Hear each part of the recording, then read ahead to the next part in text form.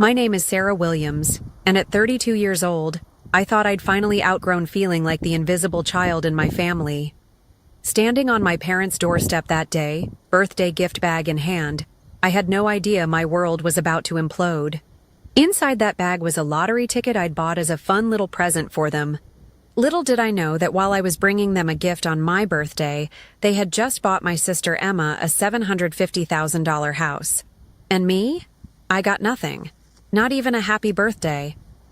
Before I tell you what happened next, let me know where you're watching from and hit that subscribe button if you've ever felt overlooked in your family. I grew up in a middle-class neighborhood in Montclair, New Jersey. Our house wasn't fancy, but it was comfortable enough. A two-story colonial with light blue shutters, a yard my dad meticulously maintained, and family photos that told a very specific story. If you looked at those photos on the mantle, you'd notice something right away. Emma was always front and center. Emma and I are 4 years apart. She's my younger sister, but you'd never know it from the way my parents treated her. While I was the serious one with straight A's, honor roll, and perfect attendance, Emma was the social butterfly who could charm anyone with her smile. My parents were completely under her spell from day one. "Sarah, why can't you be more outgoing like your sister?" my mother would ask when I preferred reading over parties. Emma just has that special something. That special something apparently excused Emma from most responsibilities. When I was 15, I got a part-time job at the local library to save for college. Emma never worked a day during high school. When I made National Honor Society, my parents nodded and said, "That's nice, honey." When Emma got a C- instead of failing math, they took her out for ice cream to celebrate. I'm not bitter. At least, I try not to be. I just wanted the same recognition, the same celebration of my achievements. After graduating with a teaching degree, I found work at Oak Ridge Elementary, teaching 3rd grade. The pay wasn't great, but I loved my students. Every day brought new challenges and rewards as I watched these 8-year-olds discover their potential. My tiny apartment near the school wasn't much, but I'd furnished it myself, paid my own rent, and took pride in my independence. Emma, meanwhile, dropped out of community college after 1 semester. "It just wasn't for me," she explained with a shrug that my parents accepted without question. She tried her hand at photography. My parents bought her a $3,000 camera. Then jewelry making, another $2,000 in supplies. Then interior design, classes paid for by guess who. Nothing stuck. Each venture lasted a few months before she got bored and moved on to the next thing. Yet my parents continued supporting her financially. They paid her rent at an upscale apartment downtown. They covered her car payments on a new SUV. They even gave her a monthly allowance, as if she were still 16 instead of 28 years old. "Emma just hasn't found her path yet," my mother would explain when I carefully broached the subject. "She's a free spirit." I would bite my tongue instead of pointing out that free spirits are a lot freer when someone else is footing the bill. Despite this uneven treatment, I still craved my parents' approval. I visited them regularly, called every Sunday, remembered every birthday and anniversary. I was the responsible daughter, the one who showed up, who played by the rules. Surely that counted for something. The spring before my 32nd birthday, things took a turn at school. Budget cuts were announced, and several teaching positions would be eliminated for the following year. As one of the newer teachers, my job wasn't secure. The principal assured me they would try to keep me, but nothing was guaranteed. The stress of potential unemployment kept me up at night. My savings wouldn't last more than a few months, and the job market for teachers in our area was competitive. I didn't want to move away from the community I'd grown to love, but I might not have a choice. During this period of anxiety, I maintained one small indulgence: buying a lottery ticket once a week.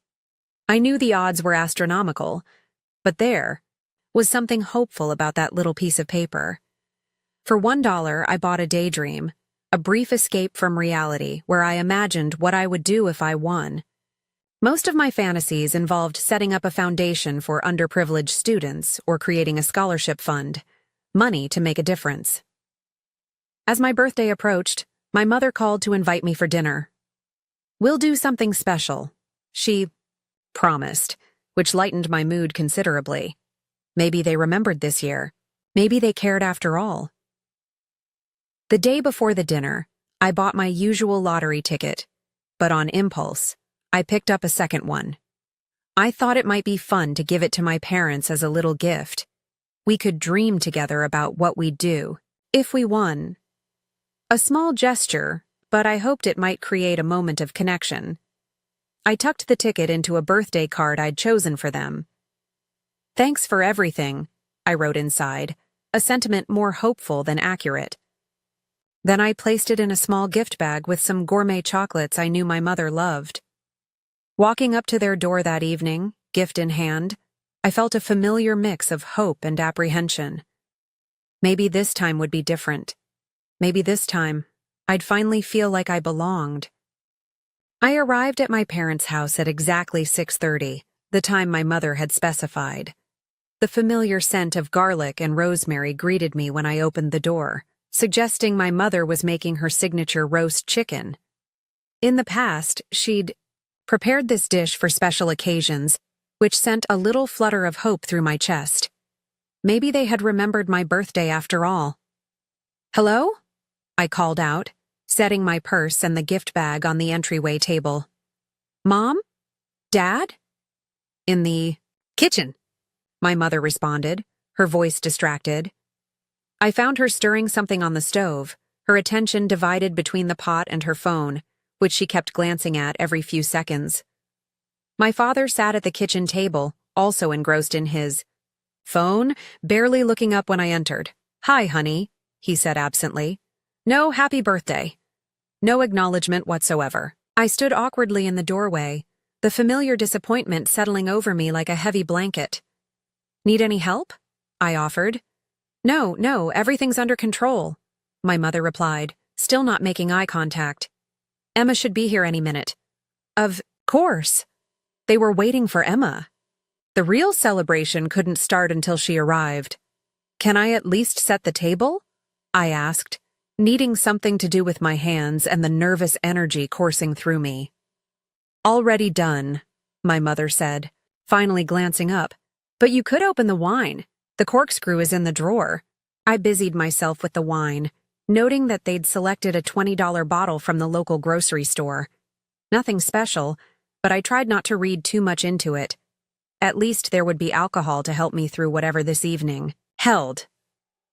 Both my parents' phones chimed simultaneously with text notifications. They immediately checked them, matching smiles spreading across their faces. "She's here," my mother announced, as if the queen herself had arrived. Moments later, the front door burst open, and Emma's voice rang through the house. "I'm here. Sorry I'm late." She breezed into the kitchen like a whirlwind of expensive perfume and jangling bracelets. At 28, my sister looked like she'd stepped out of a fashion magazine, her blonde hair perfectly styled, her outfit clearly new and trendy. "Oh my God, I have the most amazing news," Emma exclaimed, not bothering with proper greetings. She didn't even acknowledge my presence as she hugged our parents.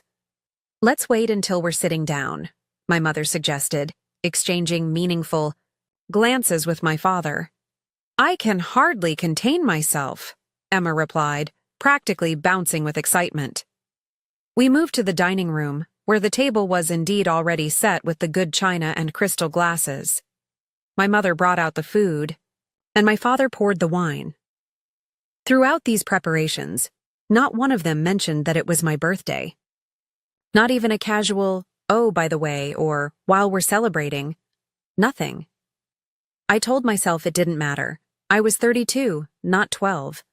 Birthdays weren't that important anymore. But a small, childish part of me still felt the sting of being forgotten.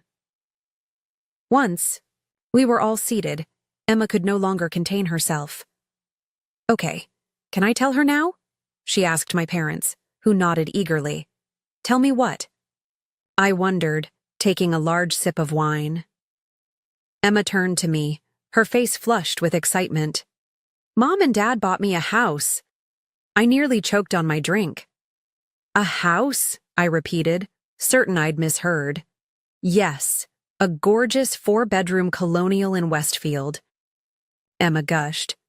It just came on the market, and it's in the most exclusive neighborhood. The owners were moving abroad and needed to sell quickly, so Mom and Dad swooped in with a cash offer. My father nodded proudly. $750,000. A steal for that area, really. My mind reeled. $750,000. Cash. For Emma's house. Meanwhile, I was facing possible unemployment, living paycheck to paycheck, in a 1-bedroom apartment with rent that increased every year. Isn't that amazing? My mother prompted when I remained silent. That's... wow, I managed, my voice sounding hollow even to my own ears. That's really something. Want to see the... pictures?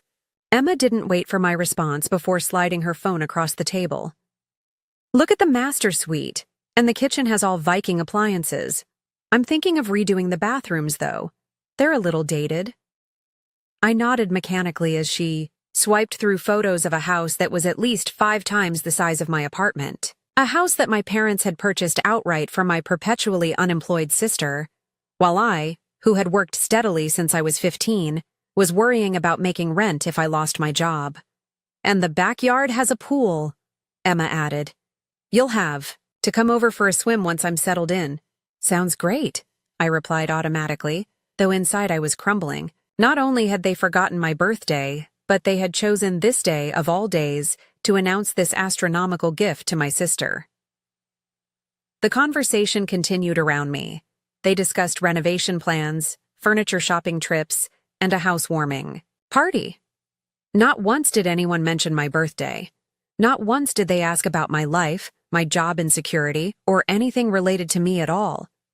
I sat through the meal in a daze, my appetite gone, moving food around my plate and taking frequent sips of wine to keep from having to speak. The gift bag I'd brought sat forgotten by the front door. Excuse me, I finally said during a pause in their excited planning. I need to use the restroom. In the privacy of the small powder room, I gripped the edge of the sink and stared at my reflection. The face that looked back at me was pale, with eyes that betrayed decades of hurt and disappointment. This wasn't just about a forgotten birthday or an expensive gift for my sister. This was about a lifetime of feeling invisible in my own family. A sudden thought occurred to me. The lottery. Ticket in the gift bag. I'd bought it as a gesture of goodwill, a small token to share with my parents. But in this moment, it felt like one more thing I would give them while receiving nothing in return. Making a split-second decision, I left the bathroom and quietly retrieved the lottery ticket from the gift bag, slipping it into my pocket. I'd keep the chocolates in the bag. They'd never know there was supposed to be something else. Back at the table, the conversation continued without anyone noting my extended absence. Emma was now talking about paint colors, my mother offering enthusiastic suggestions, my father nodding along. I should go, I said suddenly, interrupting Emma mid-sentence. 3 surprised faces turned toward me. But we haven't had dessert, my mother protested. I made tiramisu. Not, please stay, it's your birthday. Not, we haven't celebrated you yet, just concern about her uneaten dessert. I'm not feeling well, I lied, already standing. I have an early day tomorrow anyway. Oh, that's too bad, my father said, his attention already drifting back to Emma's phone and the house photos. Don't forget your gift, I said, gesturing toward the entryway as I gathered my purse. My mother looked confused. What gift?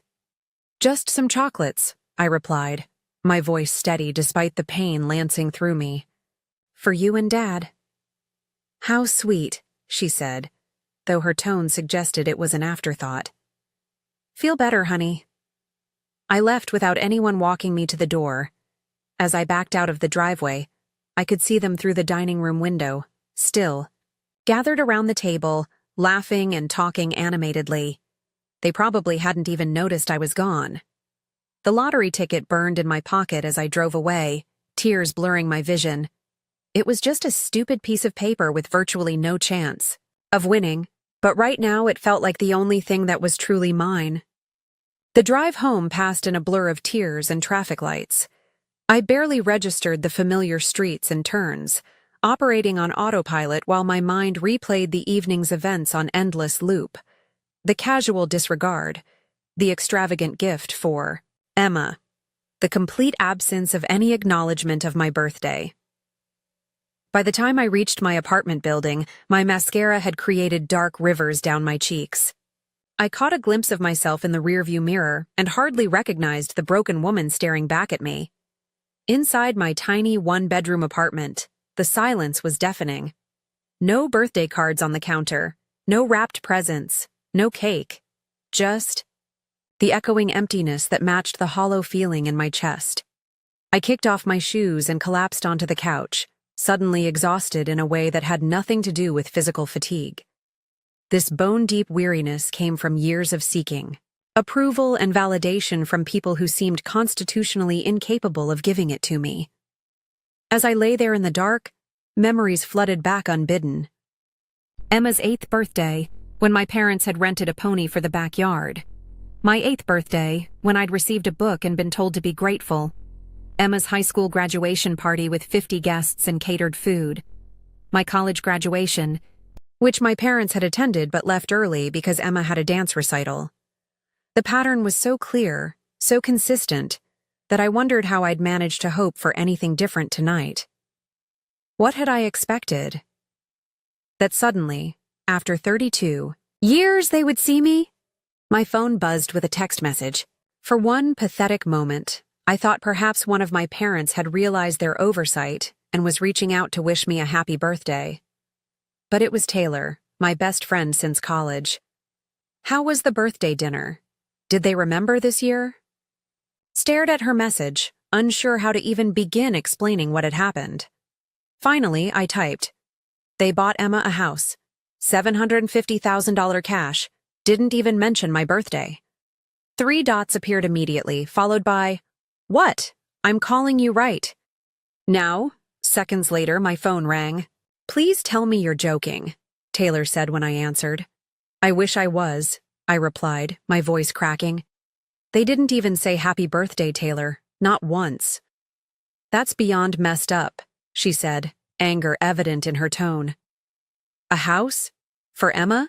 Miss, I can't keep a job for more than 3 months?" "Complete with pool and Viking appliances," I confirmed, fresh tears spilling down my cheeks.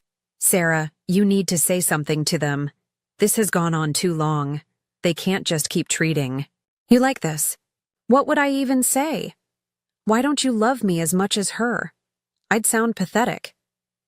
"It's not pathetic to want to be treated fairly by your own parents," Taylor insisted.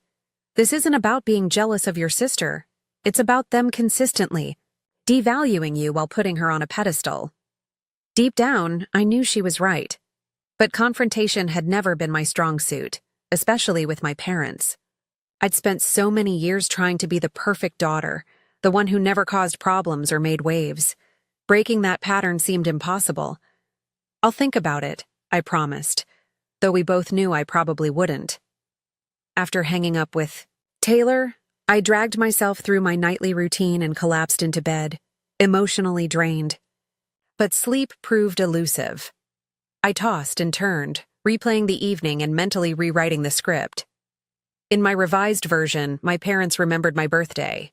They were proud of me. They saw me. The next morning, I woke with swollen eyes and a headache that matched my heart's dull ache. I called in sick to school, something I never did. But the thought of putting on a brave face for 25 third graders felt beyond my capabilities. Instead, I spent the day on the couch, alternating between crying jags and numbness. My phone showed notifications from birthday wishes from friends and colleagues, but nothing from my family. Not even Emma, who had my birthday programmed into her phone like everyone else's. That evening, my mother texted, "Hope you're feeling better. Emma is meeting with contractors tomorrow about the bathroom renovations." No mention of my birthday, not even belatedly. Just more news about Emma's house. I didn't respond. Days passed, and I moved through them like a ghost. I returned to school, going through the motions of teaching without my usual enthusiasm. My students noticed, with 8-year-old directness. "Ms. Williams, are you sad?" little Zoe asked one afternoon as I listlessly supervised art projects. "Just tired," I lied, forcing a smile that didn't reach my eyes. At lunch, the principal stopped by the teacher's lounge to deliver more news about budget cuts. 2 positions would definitely be eliminated, and seniority would be the determining factor. As one of the newer teachers, my chances of keeping my job were slim. Under normal circumstances, I might have called my parents for support or advice. Now, the thought didn't even cross my mind. The following weekend, Taylor dragged me out for coffee, concerned about my withdrawal. "You can't keep this bottled up," she said across the small cafe table. "You need to confront them." "What's the point?" I asked, stirring my untouched latte. "They won't change. This isn't just about changing them. It's about standing up for yourself, setting boundaries, showing yourself that you deserve better treatment." "Maybe," I conceded noncommittally. "Sarah, look at me," Taylor insisted. "I'm worried about you. You're not sleeping. You're barely eating. You're withdrawing from everything you care about. This isn't healthy." She was right, of course. I wasn't myself. Teaching, which had always been my passion, now felt like an insurmountable chore. I avoided phone calls and declined social invitations. Food had lost its taste, and sleep offered no rest, just vivid dreams of disappointment and rejection. My parents called twice over the next 2 weeks. I let both go to voicemail. The first was my mother, rambling about Emma's house renovations. The second was my father, asking if I could help Emma move some furniture on the weekend. Not one word about my silence or my missed birthday. It was as if they didn't even notice anything was wrong. Emma texted several times, all messages centered around her needs. "Can you help me pick paint colors?" And, "Do you still have that contact for the handyman you used last year?" No acknowledgement of the birthday dinner debacle or concern about my unusual silence. 3 weeks after the birthday dinner, I was cleaning out my purse when I discovered the forgotten lottery ticket tucked into a side pocket. I'd completely forgotten about it in the emotional aftermath of that night. I stared at the small piece of paper, remembering how I'd bought it as a gesture of goodwill toward parents who couldn't even remember to wish me happy birthday. The irony felt bitter and familiar. I tossed the ticket onto my kitchen counter, planning to check the numbers later if I remembered. It seemed like such a trivial thing now, barely worth the effort of looking up the results. That evening, while waiting for a frozen dinner to heat in the microwave, I absent-mindedly picked up the lottery ticket again. My laptop was open on the counter, so on a whim, I navigated to the lottery website to check the winning numbers from the drawing 2 weeks prior. I didn't expect anything. I never expected anything. That's not how my life worked. The lottery website loaded slowly, the spinning circle mocking my impatience. I almost closed the browser, dismissing the whole exercise as pointless. What were the odds anyway? 1 in hundreds of millions. A statistical impossibility. Finally, the page appeared with the winning numbers prominently displayed. I glanced between the screen and my ticket, expecting the usual disappointment. But then I froze. The first number matched. And the second? And the third?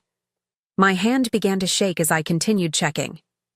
4th number, 5th number, the 6th and final number. All matching. I stared in disbelief, certain I must be misreading something. People like me didn't win the lottery. People like me didn't get lucky breaks. People like me worked hard and got overlooked anyway. I refreshed the page, thinking there must be some mistake. The same numbers appeared. I checked the date of the drawing against my ticket. They aligned perfectly. With trembling fingers, I input the numbers into the website's verification tool. A message flashed on screen. Congratulations. This appears to be a winning ticket for the jackpot drawn on date. Please contact your state lottery office for claim procedures. The microwave beeped insistently, but I couldn't move. My frozen dinner would stay frozen as reality itself seemed to bend around me. According to the website, the jackpot had been $14.5 million. Even after taxes, that was life-changing money. Money that would have gone to my parents if I hadn't reclaimed that ticket from the gift bag. My breathing accelerated until I was practically hyperventilating. Black spots danced at the edges of my vision. Numbly, I made my way to the couch before my legs gave out, clutching the ticket like a lifeline. This couldn't be real. Things like this didn't happen to people like me. Yet there it was, a small paper rectangle worth millions, held between my shaking fingers. I must have sat there for 20 minutes, frozen in shock, before my survival instincts kicked in. I needed to tell someone. I needed confirmation that I wasn't hallucinating. Taylor. I needed to call Taylor. My fingers fumbled with the phone. It was nearly 10 o'clock at night, but this couldn't wait. She answered on the third ring, her voice groggy. Sarah? Everything okay? I need you to come over, I said, my voice sounding strange even to my own ears. Right now. Please. What's wrong? Concern instantly replaced sleepiness. Are you hurt? No, I'm fine. I need you to see something. I can't tell you over the phone. Please, Taylor. I'll be there in 15 minutes, she promised, already sounding fully awake. Don't move. While waiting, I paced my small living room, the ticket clutched in my hand. Should I hide it somewhere? What if someone broke in? What if I accidentally dropped it? What if it wasn't real after all, and I was having some kind of breakdown? The knock at my door nearly made me jump out of my skin. Taylor stood there in sweatpants and a hoodie. Hair hastily pulled into a ponytail, concern etched on her face. What's going on? You're scaring me. Wordlessly, I pulled her inside and locked the door behind her. Then I thrust the ticket toward her. I need you to check these numbers against the lottery website, I said, my voice barely above a whisper. Tell me I'm not crazy. Taylor looked confused, but took the ticket. Okay. I directed her to my laptop on the kitchen counter, still open to the lottery page. She looked back and forth between the screen and the ticket, her expression shifting from confusion to disbelief. Sarah, she said slowly, turning to face me. This is the winning ticket. All 6 numbers match. Hearing someone else confirm it made it suddenly, terrifyingly real. $14.5 million, I whispered. Holy shit, Taylor breathed, her eyes wide. Holy shit, Sarah! She launched herself at me, wrapping me in a crushing hug that finally broke through my shocked stupor. I burst into tears, emotions too complex to name pouring out of me. This was the ticket, I sobbed into her shoulder. The one I was going to give my parents on my birthday. The one I took back when they didn't even acknowledge me. Taylor pulled back to look at me, realization dawning on her face. Oh my God, if you'd given it to them. They would have had it all, I finished. And I would still have nothing. We stared at each other, the cosmic significance of that moment at my parents' house washing over us both. If I hadn't taken that ticket back, my life wouldn't have changed at all. I'd still be the overlooked daughter, still struggling financially, still invisible. What are you going to do? Taylor asked, awe in her voice. I don't know, I admitted, the reality of my situation only beginning to sink in.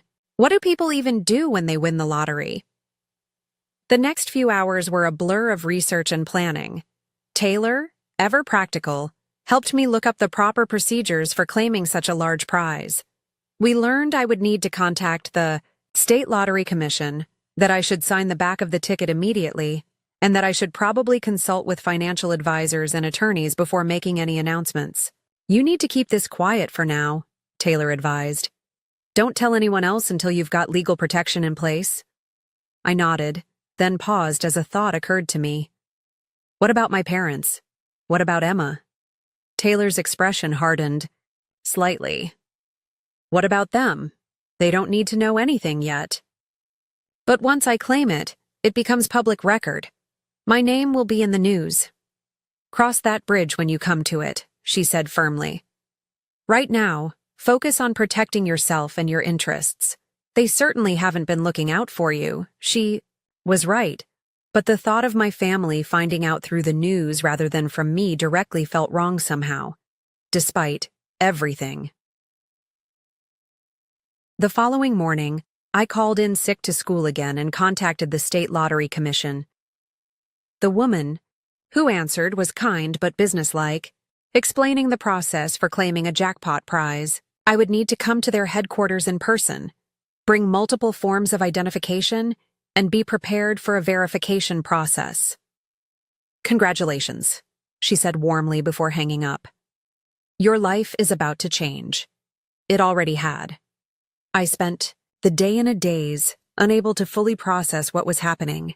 Taylor took the day off work to stay with me, helping me organize the documents I would need, and researching reputable financial advisors who specialized in sudden wealth. You should quit your job, she suggested as we sat at my kitchen table, making lists. You don't need it anymore, and with the layoffs coming anyway?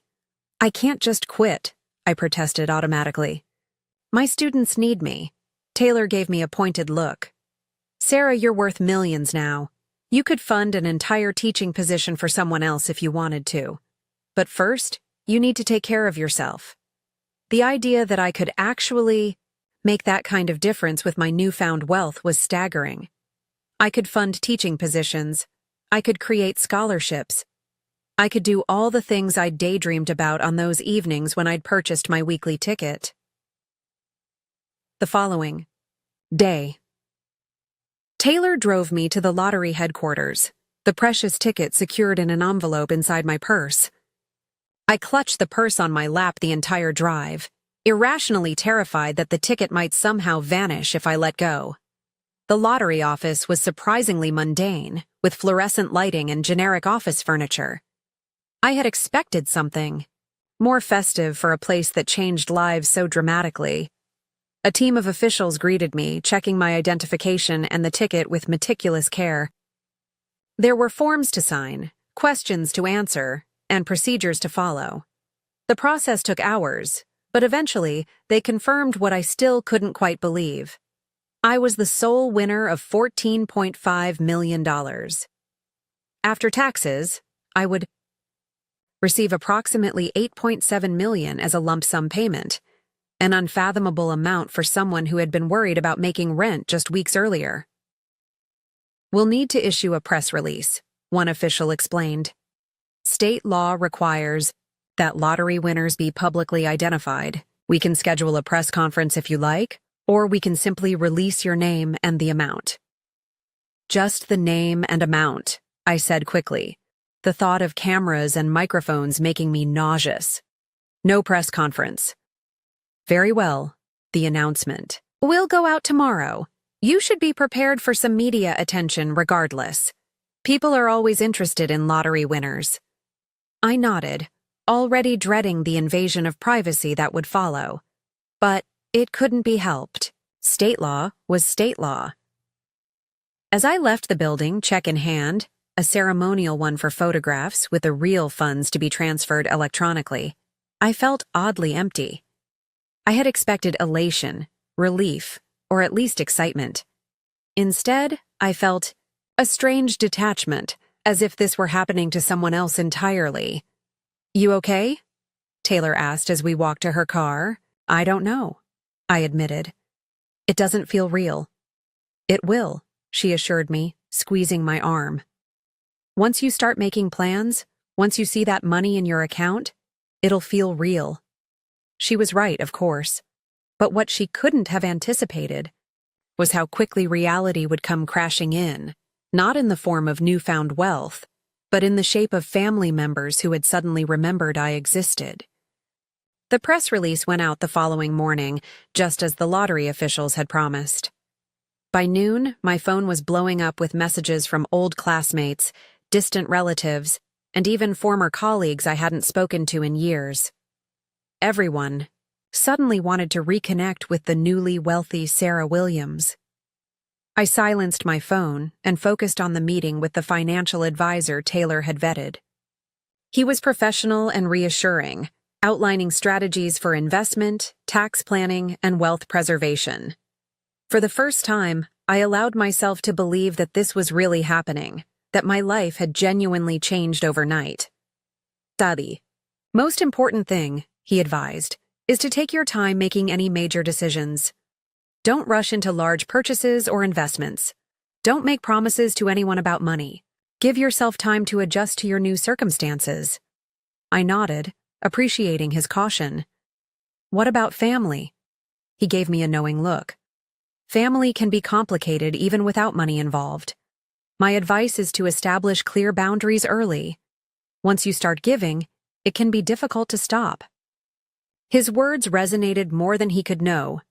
When I returned home, I checked my messages, scrolling past the obvious money grabs from people I barely remembered. Among them was a text from my mother. Are you free for Thanksgiving? Let me know. Soon, so I can plan the menu. Emma's bringing her new boyfriend. Not, we haven't heard from you in weeks, is everything okay? Not, we missed you. Just a casual inquiry about a holiday that was still months away, as if nothing were amiss.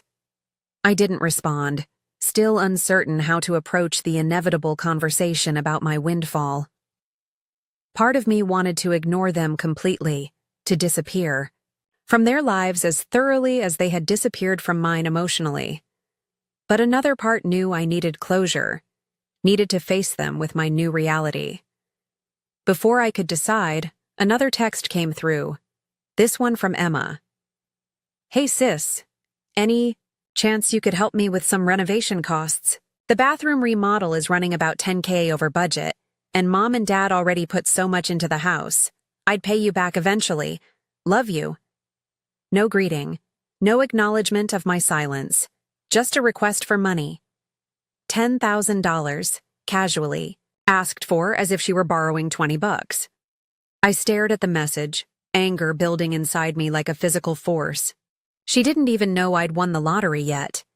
This was just her normal entitlement, expecting that even though I made a fraction of what our parents gave her, I should somehow help fund her luxury bathroom. I threw my phone across the room. Satisfaction, flaring briefly as it hit the wall. It didn't break, unfortunately, just clattered to the floor with Emma's message still glowing on the screen. 3 days later, I still hadn't responded to either my mother or Emma when my father called. His voicemail was brief. Sarah, we need to talk. Call me back. The terseness was unusual for him, and for a moment, I wondered if they'd seen the lottery announcement. But no, if that were the case, the message would have been very different. More congratulatory, more interested. After another day of silence on my part, my mother called again. Sarah, your behavior is concerning us. Whatever is bothering you, we should discuss it as a family. Emma is worried too. I almost laughed out loud at that. Emma? Worried about someone other than herself? That would be a first. Finally, after a week of ignored calls and texts, I made a decision. I would meet with them face to face. I would tell them about the lottery win before they heard it elsewhere. And I would finally confront them about the lifetime of favoritism and neglect that had led to this moment. I texted my mother, I'll come over Saturday at 2 p.m. I have something important to discuss. Her reply was immediate. Wonderful. Emma, we'll be here too. She's picking out light fixtures and wants your opinion. Of course she does, I thought bitterly. Even my request for a serious conversation had somehow become about Emma's house. Saturday arrived with a clarity I hadn't felt in years. As I drove to my parents' house, I wasn't nervous or anxious. I felt oddly calm, empowered in a way that had nothing to do with money and everything to do with finally standing up for myself. When I arrived, my family was gathered in the living room, Photo layouts of bathroom fixtures spread across the coffee table. My entrance barely disrupted their animated discussion. "Sarah, finally!" Emma exclaimed, not bothering to get up. "Come look at these pendant lights for the master bath. I can't decide between the frosted glass or the clear." My mother patted the seat beside her. "We were getting worried about you, honey. Where have you been?" There it was. No acknowledgement of missed birthday. No recognition of the pain they'd caused. Just casual concern now that they needed something from me. I remained standing. "I have something to tell you." "Can it wait 5 minutes?" my father asked, not looking up from the catalog in his hands. "Emma needs to finalize these orders today to keep the renovation on schedule." "No," I said firmly. "It can't wait." Something in my tone finally caught their attention. 3 sets of eyes looked up at me with varying degrees of surprise. "What's going on?" my mother asked, a slight frown creasing her forehead. I took a deep breath. "2 things. First, none of you remembered my birthday last month." My mother's hand flew to her mouth. "Oh, we did forget, didn't we? I'm so sorry, honey. With all the excitement about Emma's house." "That's the second thing," I continued, my voice steady. "On the day you announced buying Emma a $750,000 house on my birthday without even acknowledging it, I had brought you a gift." My father shifted uncomfortably. "You didn't need to do that." "It was a lottery ticket," I said, watching their faces carefully. "Just a small thing, a gesture. But when I realized you had completely forgotten me while giving Emma a house, I took the ticket back." A beat of silence.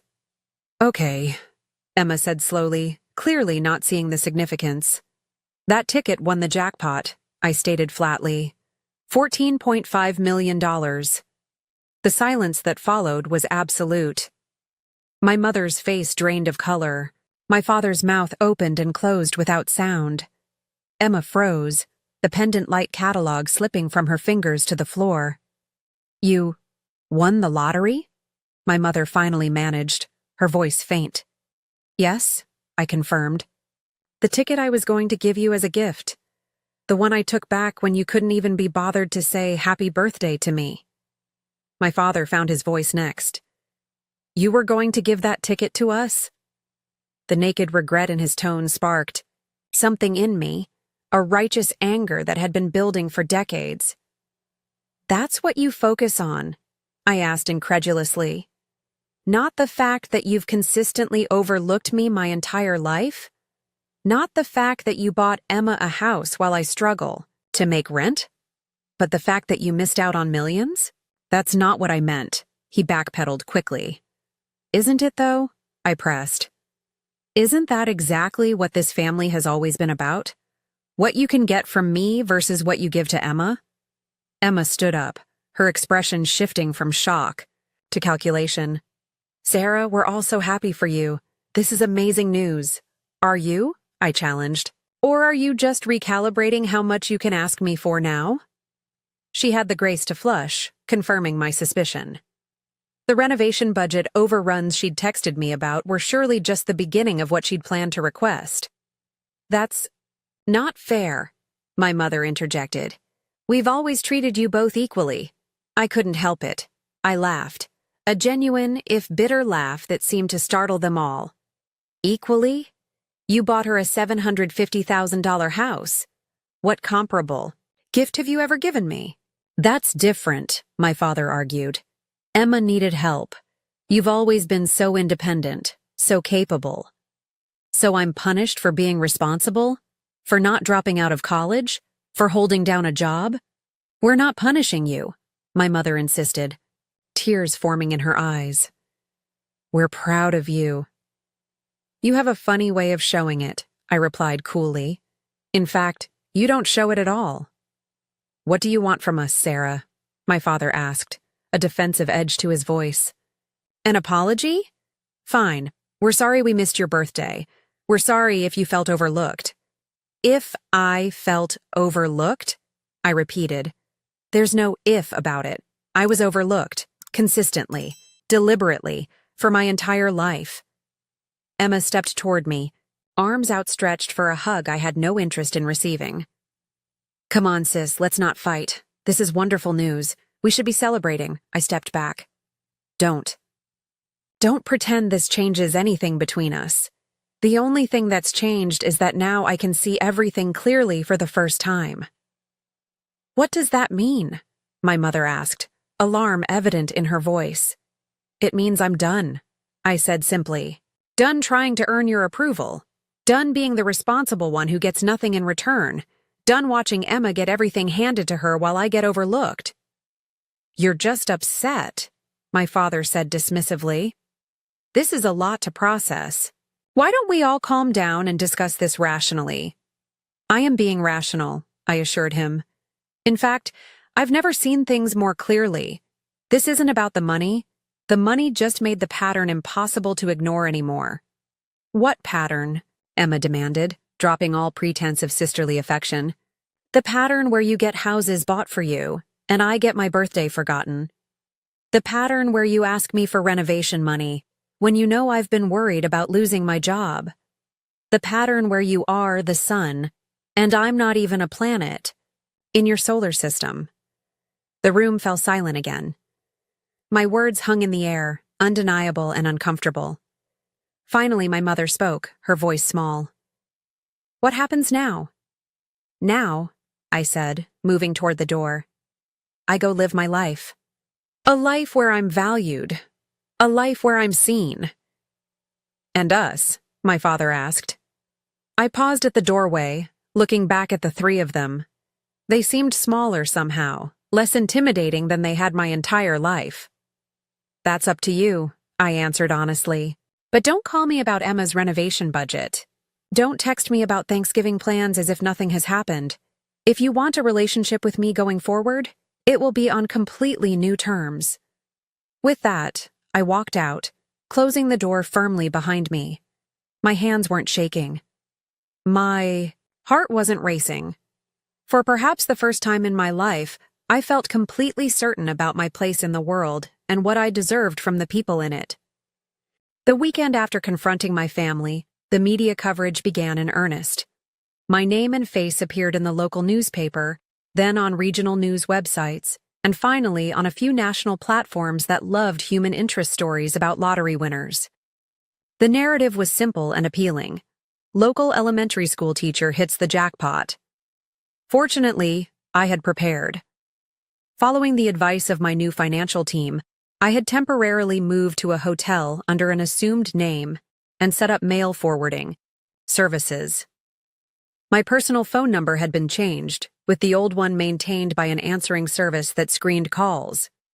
These precautions proved necessary as distant acquaintances, former classmates, and complete strangers tried to contact me with heartfelt stories about their financial needs. What I hadn't fully prepared for was my family's response. 3 days. After our confrontation, Emma showed up at my school, causing a scene in the front office when she discovered I had taken a leave of absence. "She's my sister," I was told she shouted at the administrative assistant. "This is an emergency." Later that day, she sent a lengthy email to my new address, which I had reluctantly shared with my parents for emergency purposes only. "I know, we've had our differences," she wrote, "but I'm really struggling with the bathroom renovations. The contractor found mold behind the walls, and it's going to cost another $20,000 to remediate. Mom and Dad have already done so. Much for me, I can't ask them for more. You're the only one I can turn to. This is my dream home, Sarah. Please don't let it become a nightmare. Not a word about my feelings. Not a hint of recognition about the patterns I had pointed out. Just another request for money, dressed up in emotional manipulation." I didn't respond. My parents were more strategic. My mother sent a carefully worded apology. "We never meant to make you feel less loved. You were always so capable, so independent. We didn't think you needed us the way Emma did. We're proud of the woman you've become, lottery or no lottery. Please give us a chance to make things right." It was the closest thing to acknowledgement I had ever received from her, but it still missed the point entirely. They were sorry for how I felt, not for what they had done. My father took a different approach, sending a brief message that cut to his primary concern. We should discuss family financial planning. With your new situation, there are tax advantages to certain types of gifts and trusts. I've spoken with our accountant. No apology, no recognition. Just an attempt to manage my money before I had even settled into the reality of having it. I responded to neither. Instead, I focused on building my new life. With the guidance of my financial team, I purchased a home, not an extravagant mansion, but a comfortable 4-bedroom house in a quiet neighborhood with excellent schools. The irony that I could afford it outright, no mortgage necessary, was not lost on me. I set up a foundation focused on educational equality, with an emphasis on supporting underprivileged students. The paperwork was complex, the decisions numerous, but the sense of purpose it gave me was worth every meeting and signature. For my students at Oak Ridge Elementary, I created a special scholarship fund that would follow them through their educational journey. Each child in my class would have college tuition covered if they maintained reasonable academic standards. It wasn't about rewarding only the highest achievers, but about removing financial barriers for all. When I returned to school, after a 2-week absence, the principal called me into her office. "Sarah," she said gently, "you don't need to come back. Everyone would understand if you wanted to retire early." "I'm not ready to leave teaching," I told her honestly. "I love these kids. The money doesn't change that." "The district is concerned about disruption," she explained. "The media attention, the possibility of parents or strangers trying to approach you through the school." She had a point. My presence could potentially create security issues for the entire school. "What if I fund a teaching position instead?" I suggested. "I could work with the district in a different capacity, developing programs for students who need extra support." The idea took root and blossomed over subsequent meetings with district officials. Within a month, I had transitioned from classroom teacher to educational consultant, developing and funding programs that would reach far more children than I could have taught directly. Through it all, Taylor remained my steadfast support, helping me navigate both practical decisions and emotional landmines. "Your mother called me," she admitted over dinner one evening. "She wanted to know if you were being reasonable about family financial support." I nearly choked on my wine. "What did you tell her?" I told her that reasonable people don't forget their daughter's birthday while buying their other daughter a house, Taylor replied with a grim satisfaction. Then I hung up. I loved her for that loyalty, for understanding without explanation what so many others might question. Why wouldn't I share my good fortune with my family? Why would I hold a grudge over something as trivial as a forgotten birthday? But it had never been about just one birthday or just one house. It had been about a lifetime of imbalance, of invisible wounds that had shaped my very identity.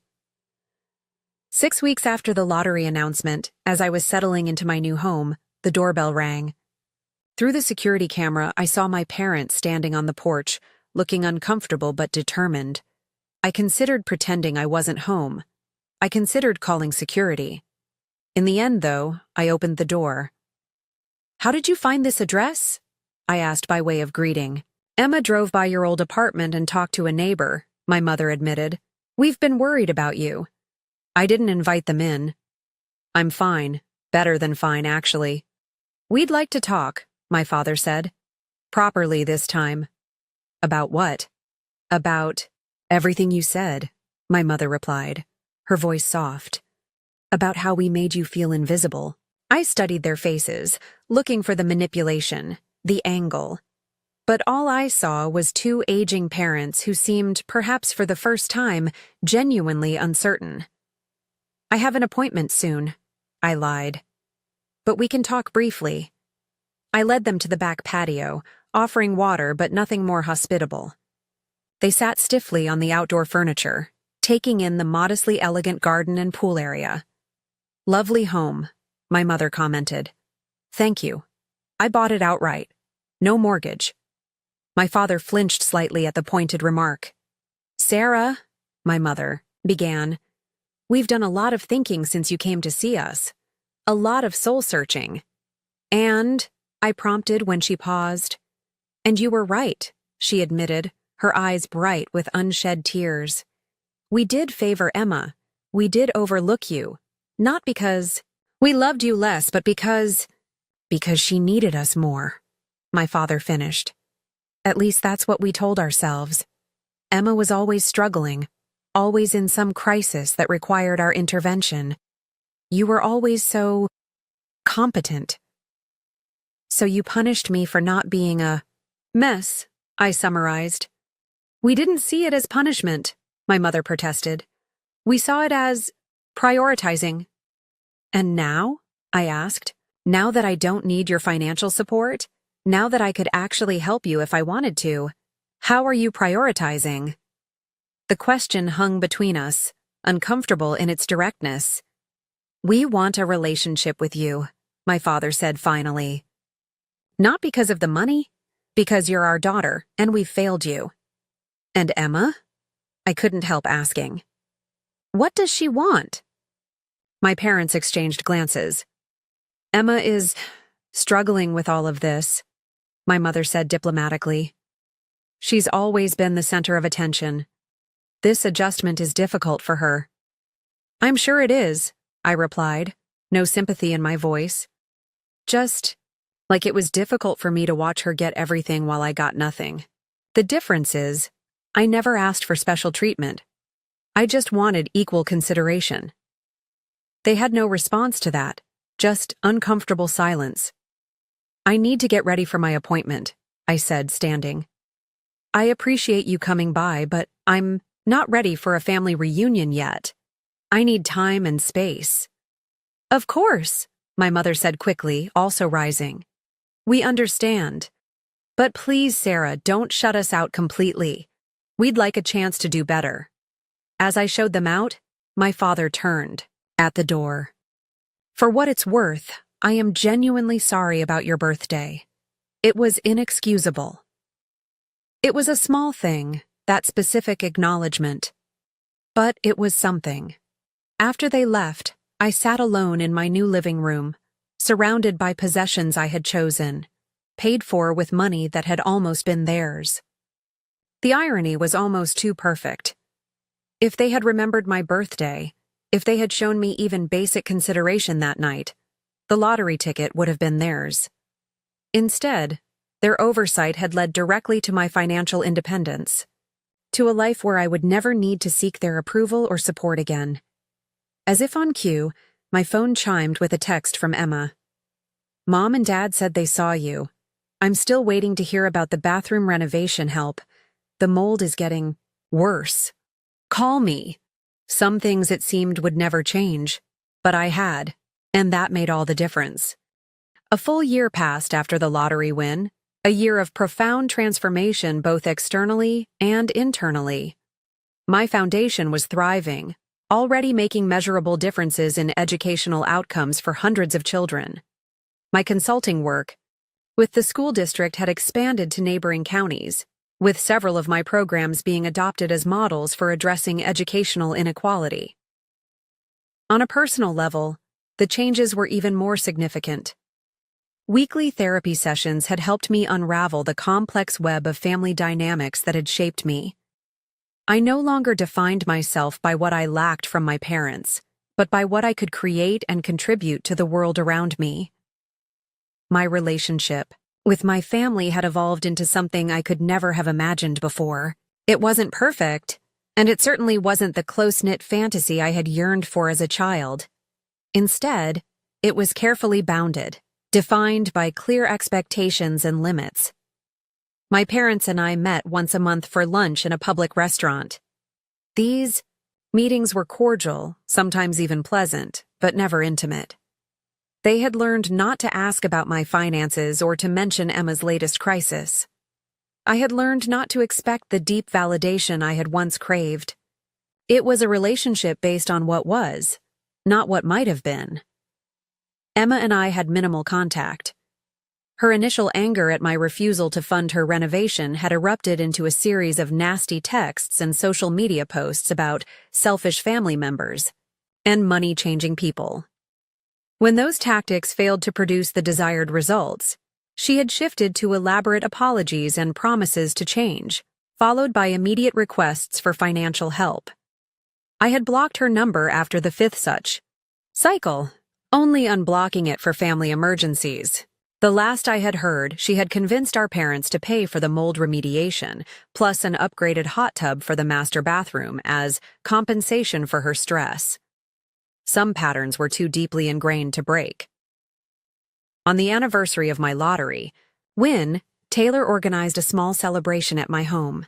Just a few close friends, good food, and a cake that read, "Congratulations on surviving year one as a millionaire." As we sat on the patio after dinner, watching the sunset reflect off the pool, Taylor raised her glass in a toast. To Sarah, who learned that sometimes the greatest gift is the one you give yourself. To boundaries and self-respect, added Miguel, another friend who had stood by me through the tumultuous year.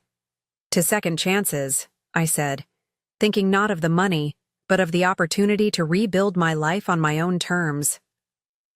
Later, after the others had left, Taylor and I cleaned up together, falling into the comfortable rhythm of our long friendship.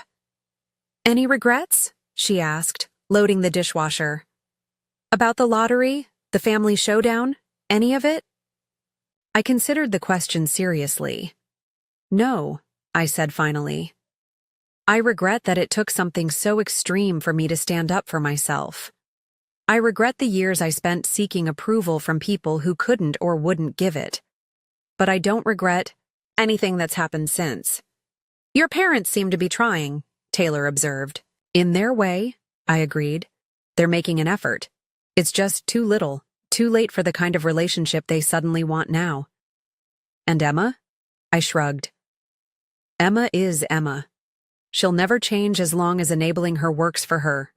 The following morning, I awoke to a text from my mother.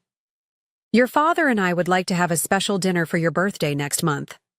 Just the three of us. Please say yes." I stared at the message, emotions swirling. They had remembered without prompting this year. It was a small thing, perhaps, but significant. After careful consideration, I texted back, "Thank you, that would be nice." It wasn't forgiveness exactly. It wasn't forgetting. It was simply acknowledging that people can change, even if only incrementally, and that I could choose to recognize that change without erasing the past. That afternoon, I visited Oak Ridge Elementary for the annual awards ceremony my foundation sponsored. Watching the children receive recognition for their achievements, their faces bright with pride, I felt a sense of purpose that no amount of money could have provided. Zoe, my former student now in 4th grade, spotted me in the audience and waved enthusiastically. After the ceremony, she rushed over. "Ms. Williams, guess what? I got accepted to the summer science camp you told me about." "That's wonderful," I exclaimed, genuinely delighted. "I knew you could do it." "My mom says I'm going to be a scientist someday," she confided. "I believe that completely," I assured her. As I drove home, I reflected on how much had changed. A year ago, I had been defined by what I lacked, by the approval and love I couldn't seem to earn from my family. Now, I defined myself by what I could give, by the lives I could touch, by the boundaries I had the strength to maintain. The lottery hadn't changed who I was fundamentally. It had simply removed the financial pressures that had kept me trapped in unhealthy patterns. It had given me the space and resources to discover my own worth, independent of others' validation. Back home, I sat on my patio as twilight descended, nursing a glass of wine and watching the gentle movement of water in the pool. My phone, silenced, for the evening, lay ignored on the table beside me. Tomorrow would bring its own challenges and rewards. There would be foundation meetings and investment decisions. There would be complex family dynamics to navigate and boundaries to maintain. There would be new opportunities to make a difference in the lives of children who, like me, needed someone to see and value them. But tonight, in this moment of quiet reflection, I was at peace with the journey that had brought me here. The girl, who had spent a lifetime seeking approval, had become a woman who understood her own value. The path had been unexpected, even painful at times, but I wouldn't trade it for any other. The greatest lottery win, I had discovered, wasn't the money at all. It was the freedom to finally become who I was always meant to be, without apology or explanation. True wealth, it turned out, was never about what you had, but about knowing what you were worth. Have you ever experienced a moment where you realized your worth wasn't dependent on someone else's approval? I'd love to hear your stories in the comments below. And if this journey resonated with you, please hit that like button and subscribe to hear more stories of personal transformation. Life is too short to let others determine your value. Thank you for listening to my story, and remember, sometimes the best gift you can give yourself is the courage to walk away.